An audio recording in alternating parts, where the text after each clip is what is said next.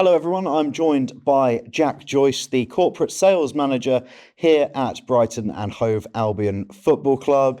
Jack, a very warm welcome to you.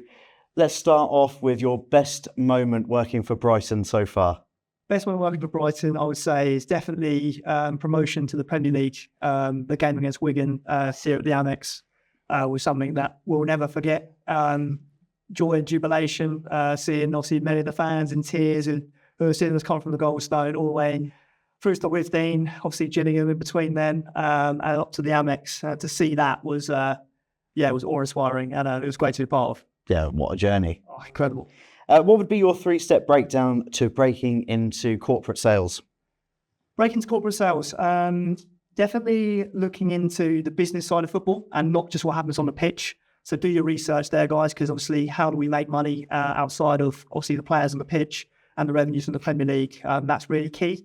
So how the club generates money, essentially, is a really good thing to look into. Secondly, I would say communication and how we communicate to our partners, sponsors and stakeholders.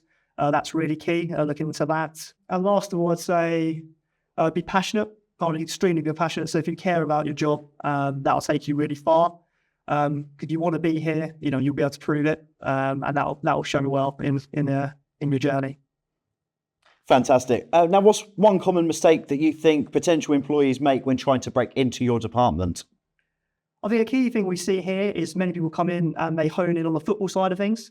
So they sit there, they quite simply talk about what goes on the pitch and so on, but there's a lot that goes on behind the scenes.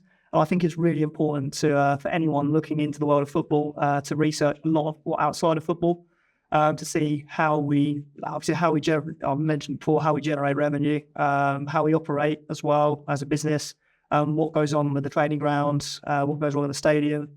There's a lot to take in, and there's a lot to take on outside of the football side of things, which not everyone will look into. So when we have lots of interviews and so on, a lot of people come in and they're a big Brighton fan.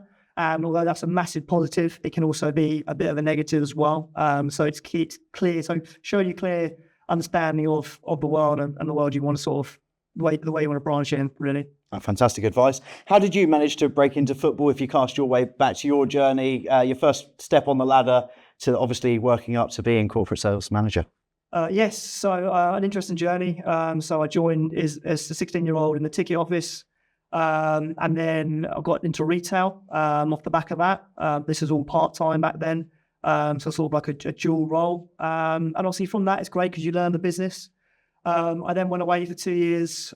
They came back in once again as a part-time role in retail and helping out with tickets. And obviously as the club got bigger, we went from League One to the Championship to the Premier League. Obviously there was demand there. I then helped out in the commercial team during their renewal process on a fixed-term contract. And then I was kept on by my former boss. And then, the rest seems to be history. I've been here for 10 years now. It's been an incredible journey. And something that I'll always cherish and continue to relish and fly forward. Similar career trajectory to the growth of the club to yourself as well, sort of moving up the leagues and you moving sort of throughout the club up positions as well. Yeah, indeed, and it's great. It's great to see, obviously, where the journey the club's come on, and to be a part of that is amazing. It's just, the fan base are fantastic. The staff are incredible. Hats off to Tony and Paul.